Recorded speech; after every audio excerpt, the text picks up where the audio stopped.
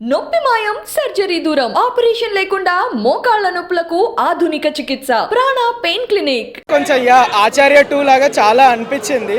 ఇంకా లాస్ట్లో కొంచెం ఆచార్య ఇంకా బాహుబలి అలా మిక్స్ కొట్టి తీసినట్టు అనిపించింది. సెకండ్ పార్ట్ వరకు కూడా కొంచెమే ఫస్ట్ హాఫే సెకండ్ పార్ట్కి రిపీట్ చేసినట్టు అనిపించింది సినిమా. సూపర్ అన్న, వేరే లెవెల్. ఇంటర్వ్యూలో చేసి చెప్పిన కాల్ ఎగరేసినప్పుడు సేమ్ అలాగే ఎగరేస్తాం అన్న. ఎందుకు ఎగరేసి గొంతు కూడా పోయిందన్న. యాక్చువల్లీ నేను పవన్ కళ్యాణ్ ఫ్యాన్, కానీ మూవీ అయితే చూడడానికి అయితే బాగుంది. కానీ ఆ సెక్సీ సాంగ్ ఉందన్న, హైలైట్ అన్న. నా లవర్ గుర్తొచ్చింది, నా ఎక్స్ గుర్తొచ్చింది. హైలైట్ మాకు అయితలేడు ఆ లవరు. అబ్బా లేదు సూపర్ అన్న. సినిమా అయితే నీటిలోంచి అన్న ఎన్టీఆర్ అన్నయ్య సూపర్ ఉంది అన్న. సీన్ మాత్రం బాగుంది, కానీ ట్విస్ట్ 2లో ఇచ్చాడు కదా, దానికోసం వెయిటింగ్ ఇంకా ఎప్పుడెప్పుడు అవుతుంది అని. సినిమా పరంగా అయితే మంచి సినిమానే వచ్చింది. బట్ ఏంటంటే దీనికి 2 పార్ట్స్గా డివైడ్ చేసుకుని ఎలాబరేట్ చేయాల్సిన అవసరం లేదండి. కంప్లీట్ చేసిన స్టోరీ అంతా ఫస్ట్ పార్ట్లోనే కరెక్ట్గా ప్లాన్ చేసుకుని బాగుండే అనిపించింది. మీకు second half Janhvi Kapoor comedy scenes కానీ అదంతా కానీ కాసేపు ఏదైతే గ్లామర్ కోసమే పెట్టారు అన్నట్టు కాసేపే ఉంటుంది. అదంతా అక్కడంతా లాగ్ అనిపిస్తుంది. మరి క్లైమాక్స్ వచ్చేప్పటికి ఏంటంటే మనకి ఇప్పుడు పార్ట్ 1కి పార్ట్ 2కి ఏది కంటిన్యూషన్, ఏది క్వశ్చన్ మార్క్ అనేది ఏదైతే ఉందో సేమ్ యాస్టీస్ మనకి సేమ్ బాహుబలి టైప్లో పెట్టేశారు. అది కూడా టైప్లో కాదు, యాస్టీస్ కట్ పేస్ట్ చేసినట్టు పెట్టారు. ఎలా ఉందంటే చాలా బాగుందండి. మా అబ్బాయికి అయితే బ్లడ్ నుంచి ఉందనమాట, ఫ్యాన్ బాగా.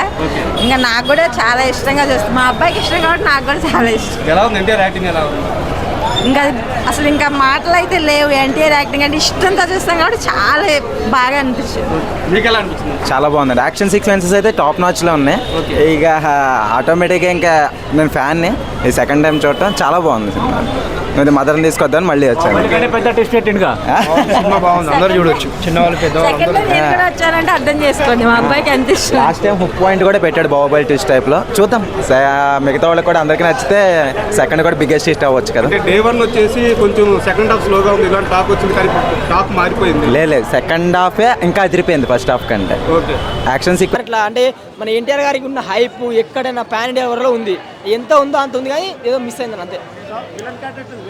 విలన్ క్యారెక్టర్ మాత్రం చంపేసిన.